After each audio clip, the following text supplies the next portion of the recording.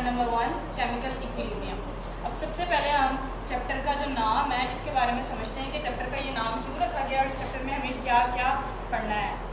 Chemical equilibrium, chemical का word जो derive हुआ है वो केमिस्ट्री से हुआ है। केमिस्ट्री में मीन्स केमिकल इक्वेशन। केमिस्ट्री में ज़्यादातर जो इक्वेशन होती हैं वो केमिस्ट्री में ही होती हैं। इक्विलिब्रियम, इक्वी वर्ड निकला है इक्वल से। इक्वल का मतलब होता है बराबर, तवाज़न। अब केमिकल इक्विलिब्रियम का मतलब क्या है कि हमें केमिस्ट्री में जितनी भी केमिकल इक्वेशन है उसमें हमें तवाज़न, बराबरी को इस चैप्टर में हमने पढ़ना है कि केमिकल इक्वेशन के दरमियान में बराबर कैसे करना है, हमने उसको तवाज़न उसमें कैसे रखना है। अब जैसे कि हम केमिकल इक्विलिब्रियम की नेचर में एग्जांपल ले लेते हैं कि अल्लाह ताला की तरफ से, अल्लाह ताला की कुदरत क्या है, अल्लाह ताला ने कैसे हमारे दरमियान में इक्विलिब्रियम कायम किया हुआ है। जैसे कि ह्यूमन बीइंग्स हैं, इंसान है। इंसान को सांस लेने के लिए ऑक्सीजन की ज़रूरत होती है और पौधों को ऑक्सीजन, पौधे क्या करते हैं, ऑक्सीजन प्रोवाइड करते हैं और ह्यूमन बीइंग्स जो है इसको यूज़ करते हैं। ये इनहेल, ऑक्सीजन इनहेल करते हैं और एक्सेल क्या करते हैं, कार्बन डाइऑक्साइड को एक्सेल करते हैं और प्लांट इसको यूज़ करते हैं क्या बनाने के लिए, ऑक्सीजन बनाने के लिए।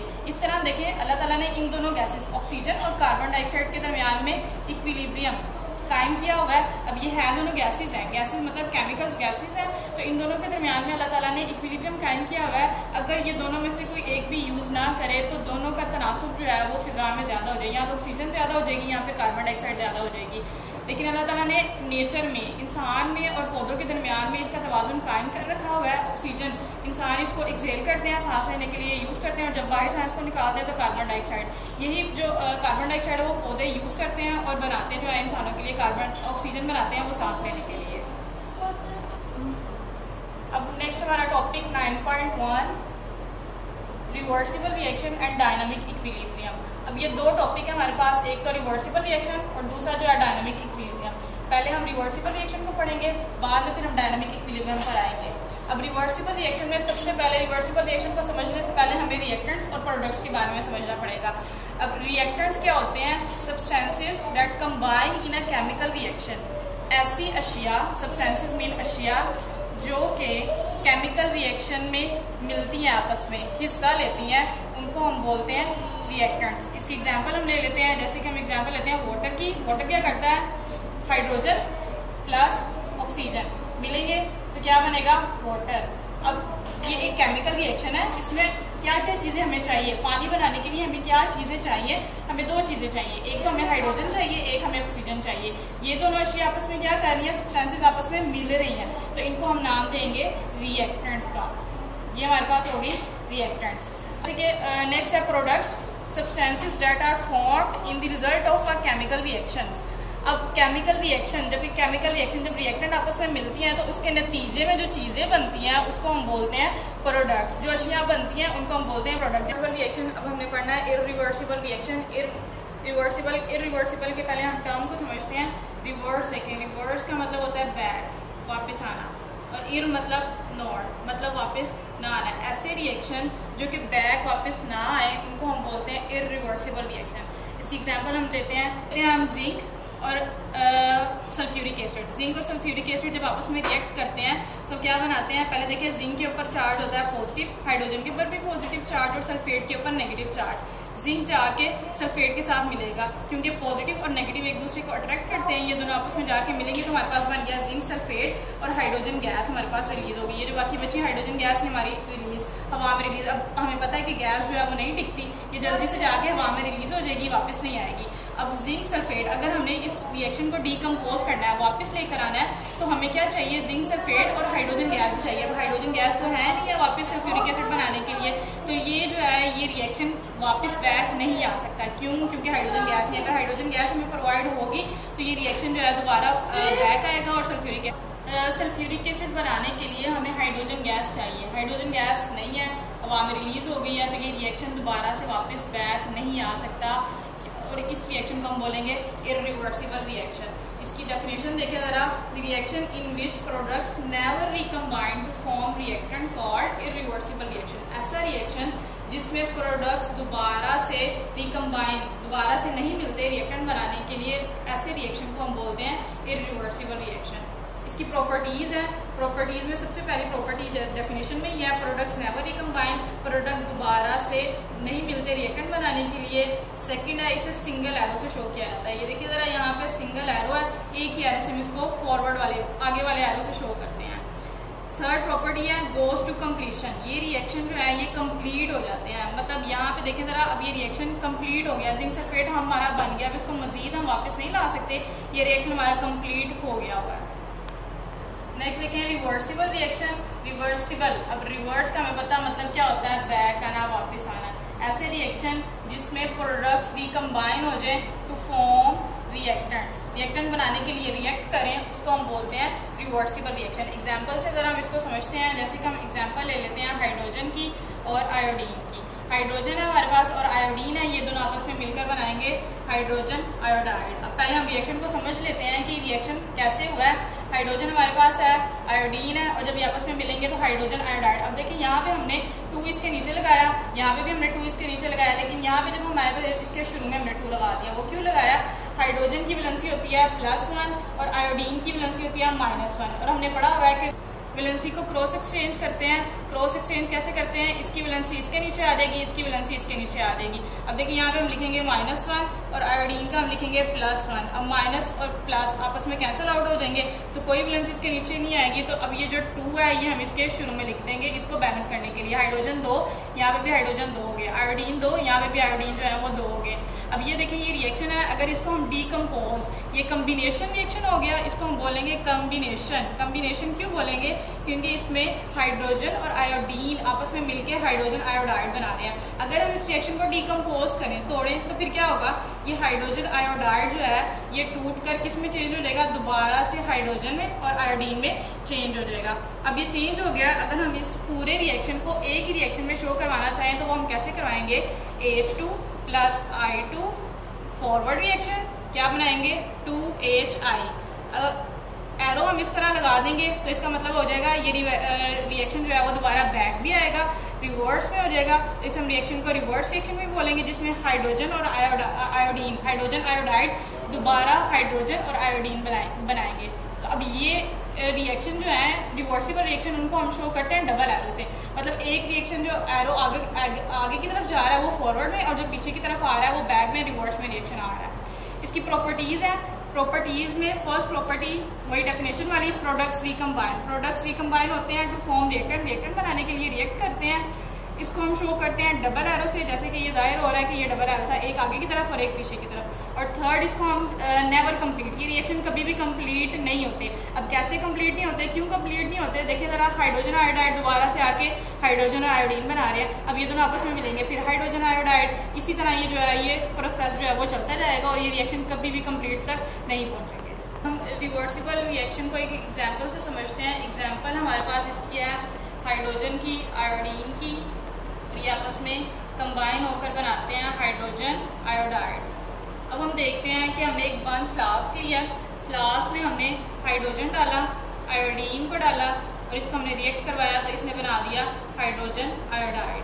अब इस एग्जाम्पल में देखें, जो हमारे पास हाइड्रोजन होता है ये कलरलेस होता है, बेरंग होता है, इसका कोई कलर नहीं होता। लेकिन जो आयोडीन है इसका कलर जो होता है ना वो पर्पल होता है रिएक्ट करने से पहले। लेकिन जब दोनों आपस में रिएक्ट कर लेते हैं तो जो इसके रिजल्ट में हाइड्रोजन आयोडाइड बनता है ये होता है कलरलेस, इसका कोई भी कलर नहीं होता, बेरंग हो जाता है। अब आयोडीन का जो पर्पल कलर था वो कहाँ गया? जब दोनों ने आपस में रिएक्ट कर लिया है तो आयोडीन, हाइड्रोजन आयोडाइड का जो कलर है वो कलरलेस होता है, आयोडीन का जो अपना कलर होता है वो गायब हो जाता है। क्यों गायब होता है? क्योंकि हमने पहले भी पढ़ा हुआ है कि रिएक्शन से पहले जो चीज़ें आपस में रिएक्ट करती हैं उनकी अपनी प्रॉपर्टीज़ होती हैं, लेकिन रिएक्शन करने के बाद जब रिएक्शन हो जाता है तो जो प्रोडक्ट बनता है वो अपनी प्रॉपर्टी शो करता है। यहाँ पे आयोडीन का कलर जो है वो गायब हो जाता है और ये कलरलेस हो जाता है। एक एग्जांपल अब देखें, ये हमारे पास कौन सी वाली थी? Forward reaction. ये हमारे पास फॉरवर्ड रिएक्शन जा रहा है। अब इसको हम अगर रिवर्स करना चाहें तो रिवर्स में क्या होगा? ये जो हाइड्रोजन आयोडाइड है ये डिकम्पोज होगा, और किस में डिकम्पोज होगा? हाइड्रोजन में और आयोडीन में। अब ये आयोडीन रिवर्स रिएक्शन आ रहा है। अब हाइड्रोजन आयोडाइड ये क्या था? बेरंग, कलरलेस था। लेकिन जब दोबारा डिकम्पोज होगा हाइड्रोजन, ये भी बेरंग, लेकिन जब आहिस्ता आहिस्ता जो है वो आयोडीन जो है वो दोबारा अपने पर्पल कलर को शो करने लग जाएगा। लेकिन जब ये टूटेगा, आप देखें वही वाली बात कि प्रॉपर्टीज, पहले कुछ और प्रॉपर्टीज थी लेकिन जब डीकम्पोज हो गया तो वो और प्रॉपर्टीज को शो करने लगा। आयोडीन अपने पहले वाले दोबारा से पर्पल कलर में वापस आ गया। ये हमारे पास एग्जांपल थी फॉरवर्ड रिएक्शन की जिसमें हमारा रिएक्शन आगे की तरफ जा रहा था, और ये रिवर्स रिएक्शन जिसमें प्रोडक्ट्स दोबारा से रिएक्टेंट्स में चेंज हो रहे थे। अब ये एग्जांपल हमने पढ़ी है फॉरवर्ड रिएक्शन की और रिवर्स रिएक्शन की जिसमें हम हाइड्रोजन आयोडीन की हाइड्रोजन आयोडाइड की एग्जांपल ले रहे थे। अब हम नेक्स्ट एक एग्जांपल पढ़ेंगे कैल्शियम कार्बोनेट की। एग्जांपल है कैल्शियम कार्बोनेट CaCO3। ये जब डिकम्पोज होगा तो ये किस में चेंज हो जाएगा, कैल्शियम ऑक्साइड में प्लस कार्बन डाइऑक्साइड में। अब ये रिएक्शन देख लेते हैं हम, ये कैसे बना है। कैल्शियम है पॉजिटिव चार्ज, कार्बन के ऊपर कोई चार्ज नहीं होता। क्यों नहीं होता, क्योंकि इसके जो वैलेंस शेल है उसमें 4 इलेक्ट्रॉन्स होते हैं। हमने पढ़ा हुआ है कि जब किसी एटम के वैलेंस शेल में 3 या 3 से कम इलेक्ट्रॉन हो तो वो लूज कर देता है, मतलब अपने इलेक्ट्रॉन निकाल देता है। और जब 5 या 5 से ज्यादा इलेक्ट्रॉन हो तो वो गेन करता है, मतलब ले लेता है। लेकिन कार्बन जब सेंटर वाली कंडीशन आ जाए, जब 3 और 5 के दरमियान में 4 रह जाता है, 4 वाले बैलेंस शेल में 4 इलेक्ट्रॉन्स हो तो फिर एक काम करता है, वो करता है शेयरिंग वाला काम। अब ये पॉजिटिव, इसके ऊपर चार्ज, इसके ऊपर कोई चार्ज नहीं। ऑक्सीजन जो है वो गेन करने की कैपेसिटी रखता है, इसके ऊपर, इसकी वजह से इसके ऊपर नेगेटिव चार्ज आ गया। ये दोनों आपस में रिएक्ट करेंगे। कैल्शियम ऑक्साइड, ये ऑक्सीजन एक इसके साथ में रिएक्ट करेगा। ऑक्सीजन के वैलेंस शेल में 2 इलेक्ट्रॉन्स की कमी होती है, कैल्शियम 2 इलेक्ट्रॉन लूज करता है। अब ये जब लूज कर लेगा तो ऑक्सीजन के पास 2 इलेक्ट्रॉन की कमी है, ये गेन कर लेगा, तो ये दोनों आपस में कंबाइन होकर कैल्शियम ऑक्साइड बना लेंगे। बाकी 2, एक हाइड्रोजन ऑक्सीजन यहाँ पे चला गया, बाकी रह गए 2, तो यहाँ पे हमारे पास बन गया कार्बन डाइऑक्साइड। ये हमारे पास रिएक्शन हो गया। फ्लास्क लेंगे जिसका ढक्कन जो है वो खुला होगा, ओपन फ्लास्क लेनी है हमने। इसमें हम डालेंगे कैल्शियम कार्बोनेट। जब हम इसको हीट करेंगे तो ये किस में चेंज हो जाएगा, कैल्शियम ऑक्साइड में प्लस कार्बन डाइऑक्साइड में। अब कार्बन डाइऑक्साइड क्या है, गैस, तो ये क्या करेगी, यहाँ से खुली जगह इसको मिलेगी और ये बाहर एयर में रिलीज कर जाएगी। अब जब ये रिलीज कर जाएगी तो हम अब दोबारा से अगर इसको मिलाना चाहें, कैल्शियम कार्बोनेट बनाना चाहें, तो ये नहीं बनेगा। क्यों नहीं बनेगा, क्योंकि जब तक कैल्शियम ऑक्साइड के साथ कार्बन डाइऑक्साइड रिएक्ट नहीं करेगी तब तक कैल्शियम कार्बोनेट नहीं बनेगा। कार्बन डाइऑक्साइड तो हवा में रिलीज हो गई है, मतलब ये कौन से वाला रिएक्शन है, ये हो गया इरिवर्सिबल रिएक्शन, जिसमें दोबारा से जो है प्रोडक्ट्स दोबारा से रिकम्बाइन नहीं हो रहे रिएक्टेंट बनाने के लिए। इसके साथ ही हम एक और इसकी एग्जांपल लेते हैं जिसमें हमने क्या किया, इसका जो मुंह था वो बंद कर दिया, इसके ऊपर कॉर्क लगा दिया, इसको हमने क्लोज कर दिया, इन क्लोज सिस्टम क्लोज कर दिया। उसमें क्या होगा, कैल्शियम कार्बोनेट है। कैल्शियम कार्बोनेट को जब हम हीट करेंगे तो फिर हमारे पास दोबारा से वही बनेगा, calcium oxide plus carbon dioxide. अब कैल्शियम ऑक्साइड बना, कार्बन डाइऑक्साइड बना, कार्बन डाइऑक्साइड क्या करेगी, ऊपर की तरफ उठेगी, लेकिन आगे से इसको जो है इसका कॉर्क मिलेगा, बंद है, इसका क्लोज सिस्टम है, बाहर जाने के लिए रास्ता नहीं मिलेगा। फिर ये क्या करेगी, वापस आ जाएगी, वापस आके दोबारा इसी कैल्शियम ऑक्साइड के साथ रिएक्ट करके कैल्शियम कार्बोनेट बना लेगी। मतलब ये कौन सी वाली एग्जांपल होगी, रिवर्सिबल रिएक्शन, जिसमें क्या होगा कि रिएक्टेंट दोबारा से मिलकर क्या बना रहे हैं, प्रोडक्ट बना रहे हैं। ये हो गया रिवर्स रिएक्शन और ये हो गया फॉरवर्ड रिएक्शन। अब फॉरवर्ड रिएक्शन और रिवर्स रिएक्शन की कुछ प्रॉपर्टीज है वो हम देखते हैं जरा, कि शुरू में जो फॉरवर्ड रिएक्शन का जो रेट है, रेट मतलब जो स्पीड है वो तेज होती है। क्यों तेज होती है, क्योंकि ये आपस में मिल रहे होते हैं और ये प्रोडक्ट्स बनाने के लिए रिएक्ट कर रहे होते हैं। और जो शुरू में रिवर्स रिएक्शन का जो रेट है, स्पीड है, वो आहिस्ता होती है। क्यों आहिस्ता होती है, क्योंकि यहाँ पे कुछ बना ही नहीं होता, बना होगा तो वो दोबारा से रिएक्टेंट भी आएंगे ना बनाने के लिए। अब शुरू में जो फॉरवर्ड रिएक्शन है उसकी स्पीड तेज होती है और रिवर्स रिएक्शन की जो स्पीड है वो आहिस्ता होती है। लेकिन आहिस्ता आहिस्ता सारे के सारे जब रिएक्टेंट्स प्रोडक्ट्स में चेंज हो जाते हैं तो फिर इसकी स्पीड क्या हो जाती है, स्लो हो जाती है। और जो रिवर्स रिएक्शन है ये जो होता है ग्रेजुअली जो है ये फास्ट हो जाता है, क्योंकि ज़्यादा सारे प्रोडक्ट्स होते हैं और इसको जल्दी होती है कि जल्दी जल्दी मैं रिएक्टेंट बना लूँ, रिएक्टेंट बना देते हैं। लेकिन एक वक्त ऐसा आता है कि इनमें इक्विलिब्रियम कायम हो जाता है। इक्विलिब्रियम मतलब दोनों तवाज़ुन में हो जाते हैं, जितने हमारे पास रिएक्टेंट होते हैं उतने हमारे पास प्रोडक्ट होते हैं। दोनों का जो रेट होता है, रेट मतलब स्पीड जो होती है वो इक्वल हो जाती है। जितने प्रोडक्ट बन रहे होते हैं उतने ही रिएक्टेंट बन रहे होते हैं। अब जो हमारा टॉपिक था 9.1 reversible reaction and dynamic equilibrium. Reversible reaction पहले हमने स्टार्ट किया, उसमें हमने इरिवर्सिबल को पढ़ा, फिर हमने रिवर्सिबल को पढ़ा। रिवर्सिबल की हमने 2 एग्जांपल की, एक हाइड्रोजन आयोडाइड वाली, एक कैल्शियम कार्बोनेट वाली। दोनों आपकी चॉइस है, दोनों में से आप जो एग्जांपल करना चाहते हैं वो आपने एक एग्जांपल करनी है। एंड नेक्स्ट अब हम पढ़ेंगे डायनामिक इक्विलिब्रियम। डायनामिक इक्विलिब्रियम को पढ़ने से पहले हम इक्विलिब्रियम स्टेट के बारे में पढ़ेंगे। इक्विलिब्रियम स्टेट क्या है, अब हम देखते हैं कि इक्विलिब्रियम स्टेट जैसे कि हमने चैप्टर के स्टार्ट में जब हमने इसका नाम पढ़ा था तब भी हमने पढ़ा था इक्विलिब्रियम का मतलब होता है इक्वल, बराबर, तवाज़ुन में। इसकी डेफिनेशन देखें, रेट ऑफ फॉरवर्ड मतलब जो रिएक्शन आगे की तरफ जा रहा होता है, एंड रिवर्स जो पीछे की तरफ रिएक्शन वापस आता है जिसमें प्रोडक्ट दोबारा से रिएक्टेंट बनाने के लिए रिएक्ट करते हैं। इक्वल बराबर हो जाता है जब रेट क्या था, स्पीड, जब फॉरवर्ड रिएक्शन और रिवर्स रिएक्शन की स्पीड जो होती है वो बराबर हो जाती है। Reaction mixture remains constant. अब ये रिएक्शन मिक्सचर क्या है, जैसे हमने अभी एग्जांपल पढ़ी थी कैल्शियम कार्बोनेट की। कैल्शियम कार्बोनेट जब ये डिकम्पोज होता है तो क्या बनाता है, calcium oxide plus carbon dioxide. अब ये जब दोबारा आपस में मिलेंगे तो फिर क्या बनाएंगे, calcium oxide plus carbon dioxide आपस में मिलेंगे तो क्या बनाएंगे, कैल्शियम कार्बोनेट्स। कैल्शियम कार्बोनेट ये आपस में बना रहे हैं। अब इनमें रिएक्शन मिक्सचर कौन कौन से हैं, एक कैल्शियम कार्बोनेट है, एक कैल्शियम ऑक्साइड है, एक कार्बन डाइऑक्साइड। इनको हम बोलेंगे रिएक्शन मिक्सचर। अब ये रिमेन कांस्टेंट क्या है, कांस्टेंट मतलब देखें यहाँ पे कैल्शियम इस रिएक्शन में कितने हैं, एक, कार्बन कितना है, एक, ऑक्सीजन कितने हैं, 3। यहाँ पे हम लिख लेते हैं, जरा याद रहेगा हमें, कैल्शियम हमारे पास था 1, कार्बन भी 1, ऑक्सीजन कितने हमारे पास 3। अब हमने इक्वल करना है, जैसे इक्विलिब्रियम इक्वल करना है, हमने इसको बैलेंस करना है। अब नेक्स्ट जो है वो प्रोडक्ट्स जो बने हैं उसमें देखिए कैल्शियम कितना है यहाँ पे 1, यहाँ पे देखें कैल्शियम कितना है 1, ऑक्सीजन 2, 1 ये और 2 ये, कितने हो गए 3, ऑक्सीजन कितने हो गए 3, और कार्बन ये भी हो गया हमारे पास, ऑक्सीजन भी हो गए। कार्बन देखिए कार्बन कितने हैं 1 और यहाँ पे भी कार्बन कितना है 1, मतलब दोनों साइड्स पे क्या है, इक्वल है। और ऑक्सीजन हमारे पहले इसके सामने क्लियर हो गया है।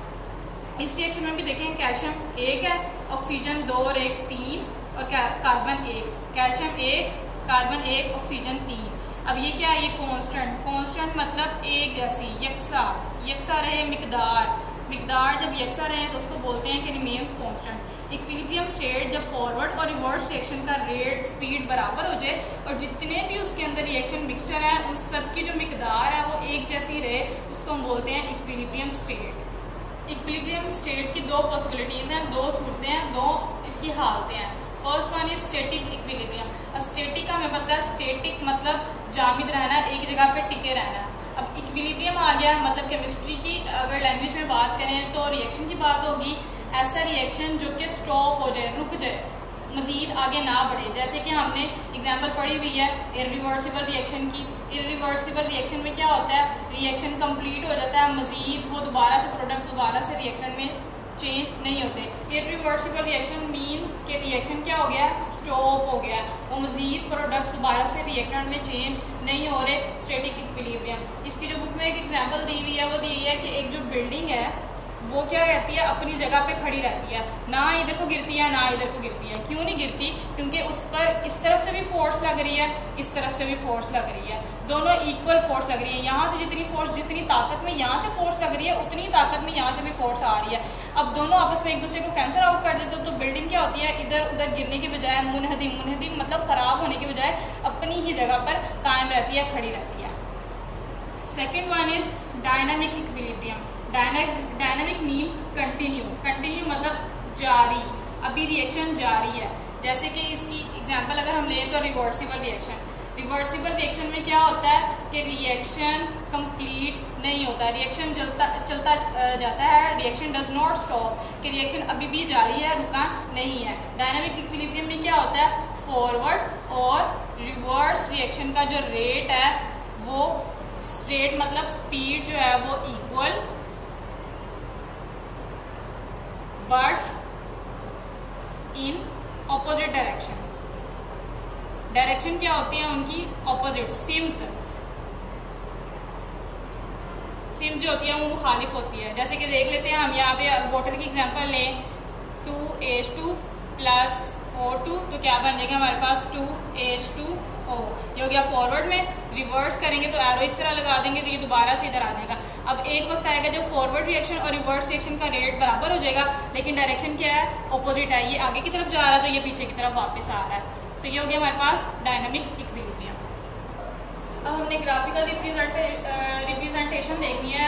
आपकी बुक में एक्सरसाइज में एक लॉन्ग क्वेश्चन भी है कि reversible reaction and dynamic equilibrium को एक्सप्लेन करें with the help of graphical representation. अब देखिए यहाँ पे फॉरवर्ड रिएक्शन और रिवर्स रिएक्शन, अभी हमने पढ़ा है कि फॉरवर्ड रिएक्शन का जो रेट होता है, जो स्पीड होती है, वो शुरू में बहुत ज़्यादा तेज़ होती है, टॉप पे होता है, वो बहुत तेज़ी से आ रहा होता है, उसको हम रखेंगे टॉप पे, और आहिस्ता आहिस्ता आहिस्ता आहिस्ता क्या होता है, ये स्लो होता जाता है, स्लो हो रहा है तो ये आ गया।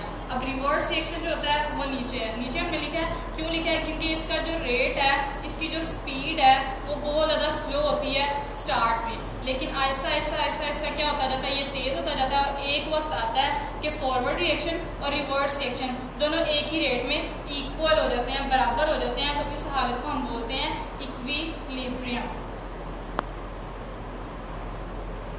इक्विलिब्रियम हालत, शुरू में फॉरवर्ड रिएक्शन का रेट तेज और रिवर्स रिएक्शन का रेट स्लो आहिस्ता होता है, लेकिन आहिस्ता आहिस्ता आहिस्ता फॉरवर्ड रिएक्शन आहिस्ता होता चला जाता है और रिवर्स रिएक्शन तेज होता चला जाता है, लेकिन दोनों एक वक्त ऐसा आता है कि दोनों जो है, दोनों की जो स्पीड है वो बराबर हो जाती है और वो इक्विलिब्रियम को अटेन कर लेते हैं, तो इस